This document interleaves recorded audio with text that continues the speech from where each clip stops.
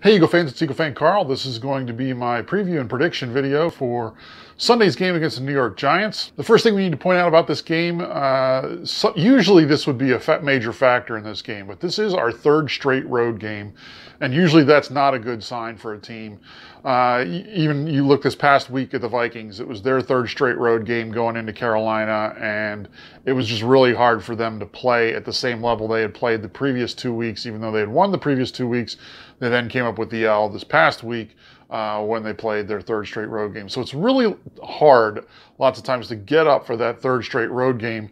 But it's a little different in this situation for us for a couple of reasons. Number one, this isn't the typical 3 straight road games where you're going on 3 straight road trips. Those first 2 road games for us were really one big long road trip because we then spent the whole week out in LA. So that almost then operated like a home game where they really didn't have to travel for that second game. So that's number one. Number two, it's also just a little trip up the Jersey Turnpike for the day. So it's not like they even have to go that far.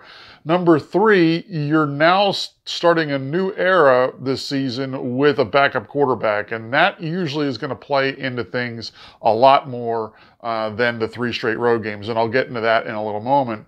But number four, and probably the most important reason that it's a lot different in this situation, is that Giants just are not a good football team. In fact, they just flat out stink. And that's probably actually a good thing considering where we are and, what's happened recently with the team. In many ways, it's kind of hard to do a statistical breakdown on this game because it's such a unique situation because of the backup quarterback starting in this game. And so really we can't even look at the Eagles' offensive statistics. But what we can do is look at the Giants' defensive statistics. And they, if you're a Giants fan, are scary numbers. And that's because in overall defense, they are 32nd in the league in overall defense. And when you talk about the run-pass, breakdown, it's not even like they're good on one and not on the other. They're 31st in the league in both the run and pass. And then it gets a little bit better when you're talking about scoring, but that's because they really can only get better unless they're going to be just as bad. And they're 27th in the league in giving up points. So they're allowing teams to move the ball on them, and maybe they cramp down a little bit when it gets into the red zone and they hold teams to field goals is probably the really only explanation for that slight difference. But really when it comes right down to it, this is just not a very good defense, which is actually great for us because then it'll give us an opportunity to really sort of establish a good base for this offense now that Nick Foles is the starter. And I do expect the team to rise to the occasion. There's usually sort of a mental thing that happens with a team when you lose a star player in any sport, and when specifically the quarterback in football. Usually the team sort of has that rally around, the backup mentality where they really want to play well and they realize, hey, if we're going to win, I've got to have one of my best games now that we've got this backup in. So lots of times mentally, it just puts those guys a little bit in a sharper situation. They play a little better, and and they know that Nick Foles is not going to make the same kind of plays that Carson Wentz is going to make in terms of getting them out of jams and being able to scramble them and buying extra time to allow receivers to get open. That's not going to happen. So the offensive line knows that they've got to be blocking at their best. The receivers know they've got to be running their routes as crisply as possible and trying to do what they can to break into the open and allow Nick Foles time to be able to pass the ball. And then really what it comes down to it also, there's also just the fact the coaching, I think, might change as well in terms of how the coaching staff wants to approach this game as opposed to, what they would do if Carson were back there. As a result, they may call more runs than they normally would have. And against this Giants defense, you can pretty much do either. You can pick, how you want to go. So if you want to really set this team up to be able to run the ball now in a new regime with Nick Foles, they can do that. I think I'd prefer to see them actually open the ball up a little bit and throw the ball a little more in this game. So the teams we're going to face down the road maybe aren't thinking that, maybe they're going to think then we're going to run our normal offense, and then when we play against them, we can run more of a run-first offense, because I think that's ultimately, if we're going to have success getting into the postseason, it's going to have to be with the ground game, because the Eagles have a good ground game. And if we can go ahead and continue that and allow teams to think that we're going to throw the ball, then, it might open up the running game in future games. So in this game, I would go ahead and run my normal playbook against this team, recognizing that Nick Foles is going to be a little bit limited, so you're not going to be able to do, some of the things and hope that he's going to be able to get a team out of a situation if it starts getting bad in terms of pass pressure. But when you look in terms of the pressure that the Giants bring, they're not even that great in that. They're tied for 30th in the league in sacks. So even if, like Wisniewski isn't able to play, and I saw that he's questionable right now, even if he's not able to play, we still might be able to compensate for that and, not have to worry about it because their pass rush isn't that strong. So I think the Eagles can have success against this Giants defense. And let's face it, this is a team that may be in the process of checking out because, their season is basically done. They're playing for an interim coach where, maybe for one game you get a little bump. And I think even for the first half of the Dallas game, that happened a little bit for them. That, there was a little bit of an edge where they thought maybe they could do it. But as soon as the Cowboys started putting some pressure on that team and really started to take control of that game, that team folded. And I could see that happening in this game as well. If the Eagles get into any sort of rhythm on their offense, I think this defense will fold. So I think that's going to be the key, is trying to establish things early, keeping the playbook open, and also trying to get on them right away. Because if you do, this team, I think, will quit, and we can end up, comfortably winning this game. And I think this is all really important, especially as it relates to getting Nick Foles' confidence up to where it's going to need to be as we go into the playoffs. I do want to talk a little bit about Nick Foles. I didn't go into as much detail in my reaction video last week because I did want to talk about him a little more in this prediction video.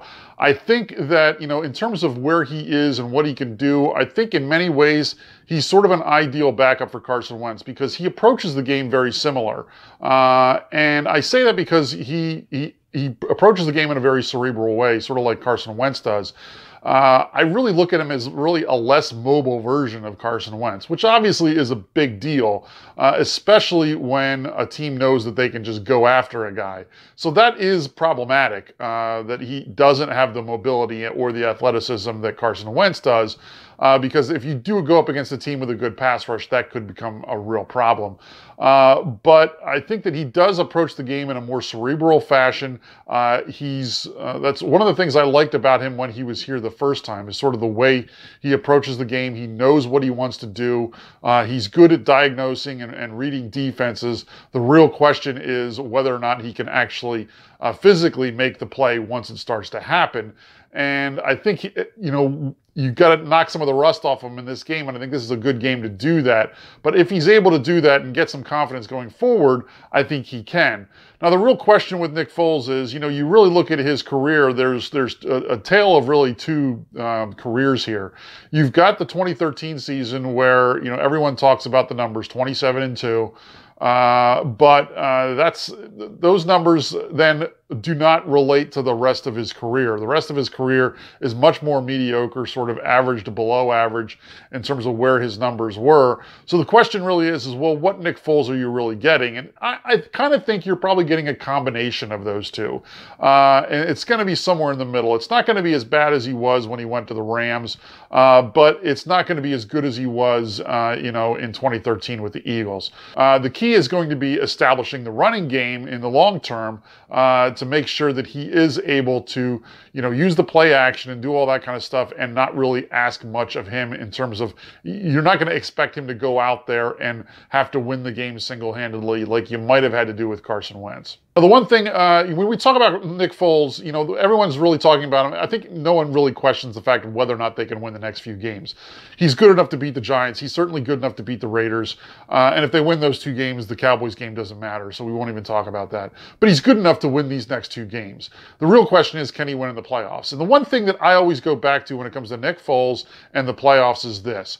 He's only played in one playoff game, and that was the 2013 wild card game when we won the division, hosted a home game against the Saints.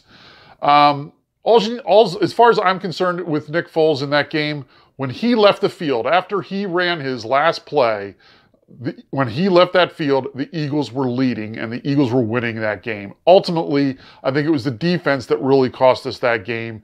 It wasn't Nick Foles that really cost us that game. So I really blamed the defense more than I blamed Nick Foles, because when Nick Foles left the field that day, in terms of leaving the field from playing, he was winning the game. So he had done everything he could. The defense was the one that couldn't come up with a stop at the end. The Saints were able to run the clock down to basically 0 and kick the field goal to win the game at the end. So really, it was not Nick Foles' fault when that happens.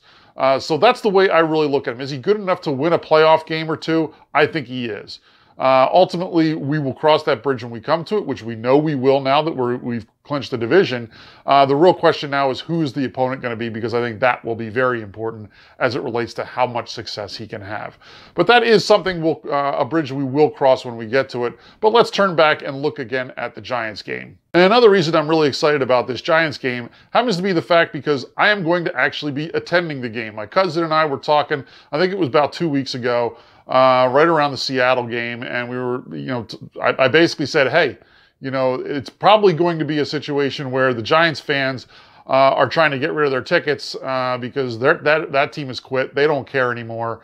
So maybe we'll be able to get some cheap tickets. Are you interested in going? He said, sure. So my cousin Steven and I, Steven was the one that did the reaction video with me for the Broncos game a couple weeks back.